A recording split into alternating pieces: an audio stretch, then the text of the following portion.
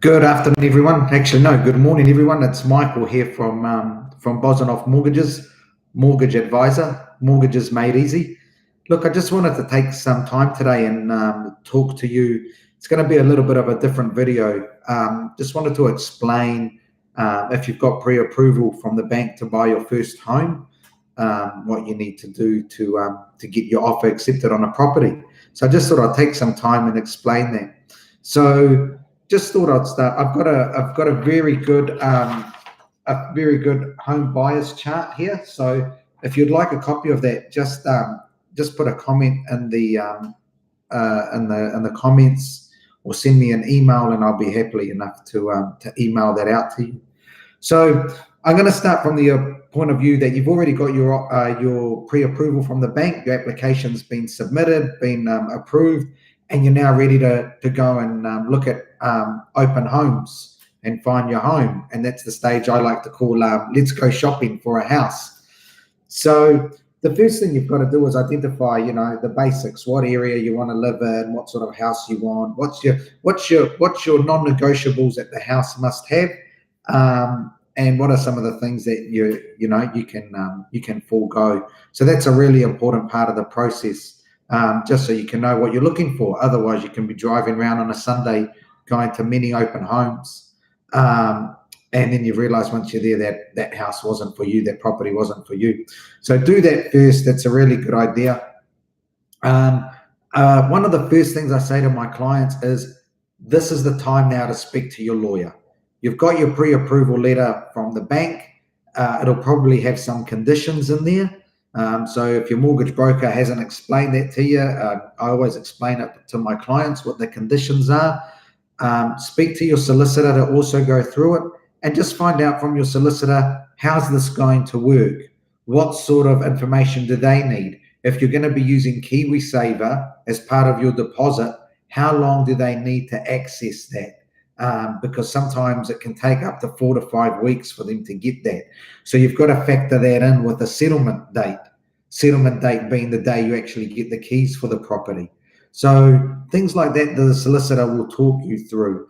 Another thing the solicitor will also ask you is, how much deposit do you have now? Because when your offer is accepted and all the conditions are met, you actually have to pay some amount of money as a deposit.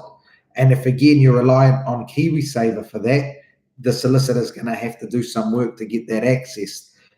If you've got a term deposit, the banks don't let you break that within 30 days. So there's little tips and tricks like that you're going to have to factor in so that you can get your offer accepted. And if it is, that you've got the funds to fulfill your obligations. So that's one of the first things. And the lawyer will also help you with how much they're going to charge you, what sort of work they're going to do for you, what they're not going to do for you. They're also going to explain what conditions to have. Do you have a builder's report? Do you get a limb report? And they'll help you with all that. I definitely advise my clients to always have a builder's report, or have a qualified builder go through the property with them beforehand to point things out, because you're spending a lot of money on a property and you want to get this right. So that's some of my tips. Things like insurance. The house has to have insurance, and it has to have full insurance. Again, that's something that you can do beforehand. Each property or each house should have what's called a certificate of currency, and the real estate agent will be able to give you that for that particular property. And then you can just ring up the insurance company and ask them for a quote for insurance. If there's something with the property that you've identified, for example, the conservatory doesn't have a permit or something like that, you can actually, you have to disclose that to the insurance company, and sometimes they're fine with that. So as long as you've disclosed it and you've asking for a quote, then that's usually enough for you to know that actually I don't need an insurance condition, and one less condition in your offer is better. So a lot of people say to me, right, Michael, what do we do when we go to the open homes? So, of course, you have a look at it and see if it's a fit for you, if it meets your checklist. If it doesn't, move on to the next one. But a question to ask is the real estate agent, is what are the disclosures on the property. The real estate agent has to disclose to you if you ask if there's anything adverse about the property. So, for example, like I said before, if the conservatory doesn't have a permit, or if the house requires rewiring, or what's another one? They might not have a building consent, which is a major one. So those sort of things, the real estate agent will disclose to you.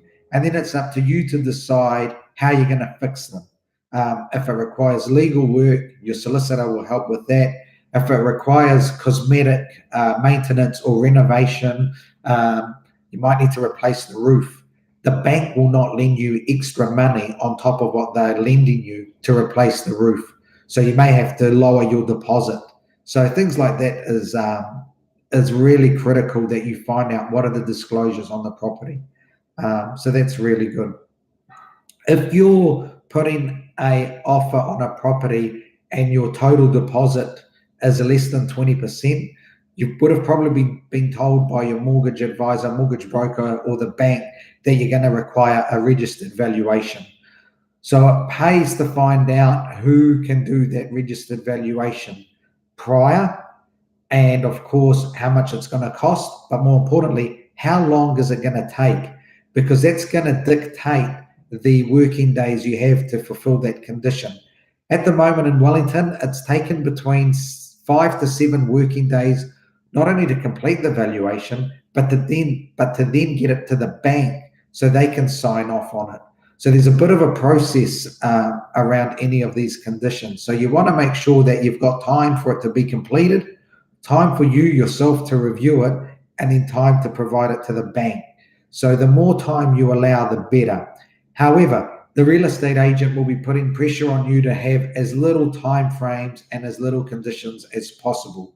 Remember, their job is to sell the property for the highest price and as fast as they can, so that the vendor, that's the people selling the house, are happy. So you've got to remember that they're there working for them. So you've got to get your team around you, be it your solicitor, your mortgage broker, your bank. That's going to be your team around you to help you with your offer. So so that's some tips there that I wanted to share.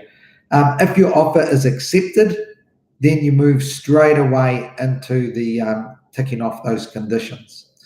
Now, in this market, yes, it's true that you have to have as little conditions as possible. But in the last few months, I've had a few clients that have had their offers accepted on property, with condition being that they have to sell their existing house first. So despite what people think, actually having that condition isn't a handicap. What really counts in Wellington, and like anywhere in the market, is your best possible offer, and that includes price. And a lot of clients say to me, Michael, we don't know what to offer. So that's why it's really important to do your Google reviews or searches beforehand. There's a fantastic website, www.homes.co.nz, that gives the estimated price of a property. So it's got a low, medium, and high. And in Wellington, we tend to find that properties go for the middle, medium to high range. Of course, if you go into the place and it's got that wow factor, a good real estate agent will drive a frenzy with their marketing campaign, probably saying what the GV or rateable value is, because that's low, and try and get as many people through that property to create that frenzy, to try and get those clients that emotionally fall in love with the house, and then they just go all in, like the casino. They just put all their money on the table. So those ones tend to go over the high amount. But most of my clients have to stick within a budget. They've only got a deposit of X amount. They've only got income of X amount. And between those two parameters, that's all that they can borrow that the bank has provided. So unfortunately, in most cases, you do have to go all in. But use the homes.co.nz as a guide. Ask the real estate agent, what are the vendor's expectation? The people selling the house, what are they wanting? What have they seen the comparable sales in the area? They should give you a nice little list so you can use that, because all that information helps you And I say to my clients, keep the flyer from the open homes, and have a little competition with yourself and your partner saying, hey, the real estate agent said it would go for this amount. Homes.co.nz said it would go for this amount. I think it would go for this. I think it would go for that. Now, even if you don't put in an offer on the property, still keep that and find out once you see the sold sticker on the property, you want to find out what did it sell for, what was the price, to see how close, if you were even in the game or near the ballpark or not, because all this information is going to help you for when you put in your offer that you're putting the best offer that you can. So look, there's some tips and tricks here that I wanted to share. Definitely speak to your mortgage broker. Like I said, if your offer's accepted, you've then got to go through and tick off each of those conditions. Once they're ticked off and the bank's happy with everything, that's when you can confirm that you can go unconditional. That's when you pay the deposit on the property, not the 10 or 20% that you've discussed with the bank, but what you've signed that as your deposit that you would pay when you go unconditional, and you need to have those funds available. So just that's another little tip or trick. And then once you're at that stage, that's typically when I would go to the bank and get the negotiated interest rates. Now, as a broker, I see every day what the banks are offering. And if I see that one bank is not pulling their weight in terms of what I'm seeing out in the market, that's when I use my leverage to say, hey, come on, bank XYZ, come to the party, because I don't want to have to take this deal to bank 1, 2, 3. So that's where I use my leverage, always looking to see getting my clients the best deal. So that's how that works. And that's when I sit down and meet with my clients, and that's when we discuss the structure of the loan. So a lot of people want to know, what is the interest rate? Well, as you've just heard in the last 10, 12 minutes, we've got to go through all this process first before we can even discuss what the interest rate is. So it's at that stage that the bank will give us the interest rate. So that's when I'll come and I'll discuss with you, what's happening in your life. Are you expecting a bonus? Are you expecting an inheritance? Because that will factor how we structure your loan. So that's at that stage. Of course, you'll try and get a generous cash contribution from the bank and make sure that the fees are kept as low as possible. Now, as I said before, if you don't have a 20% deposit, you're likely going to need a registered valuation. The bank are also going to charge you some fees. And that's because at this stage, they own over 80% of the house. So basically, the way I explain those fees is if the bank has to do a mortgagee sale on the property, that they've recouped all their legal fees up front. That's the easiest way. So that's what you're paying for there. Now, look, over time, as you get to have a 20% equity in the property, that's when we can look at redoing your interest rate to make sure you're getting the special interest rates. So one of the last things happens from there is I work with an insurance broker, and I make sure that she does an insurance review, if you're keen, of your whole affairs to make sure that you've got income protection insurance, disability, life and death insurance, so you're covered. You want to have insurance for one of these biggest assets. You're going to have house insurance. You've got to have insurance on your next biggest asset, and that's your income. So again, that's free. That's no obligation. So that's one of those things we do as well. Your lawyers get the loan documents just before settlement as well. You go into the branch as well when you sign new accounts, have to ID yourself and all that sort of stuff. And then it's basically counting down to settlement day. And there's a couple of things that have to happen before settlement day. Your lawyer should have all your deposit.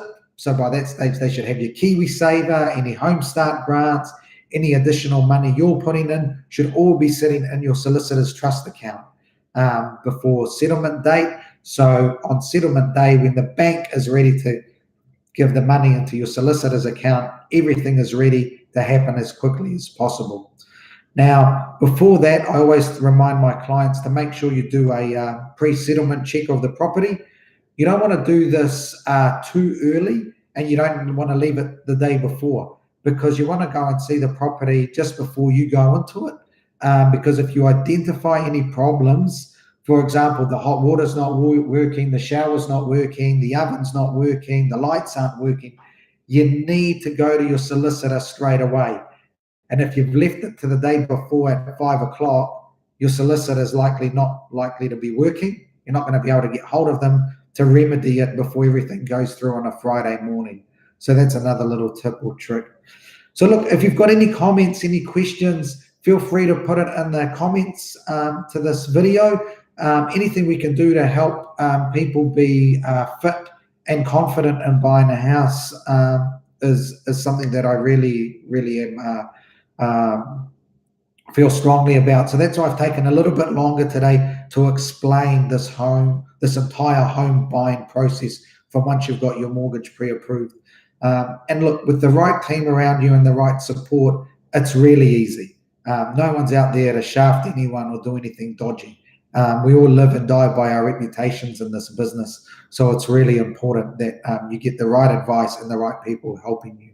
So if you found this useful, share it. There's a lot of people that will be looking to buy properties over this spring. So share this video with them. Share with any real estate agents that you know that are struggling, always having to explain the process. We live in a time-poor world, but by having this video online, it'll help a lot of people. So again, any questions, feel free to put them in the comments below. Otherwise, guys, and a reminder, I've got that home buyers chart. So if you're interested in one of these, do seek me out on one of my social media posts here, and I'll be happy to send that out. So look, guys, hopefully that was useful for you. Hopefully you enjoyed it. Look forward to hearing from you guys soon, and enjoy the beautiful weather. Cheers. Thanks, guys.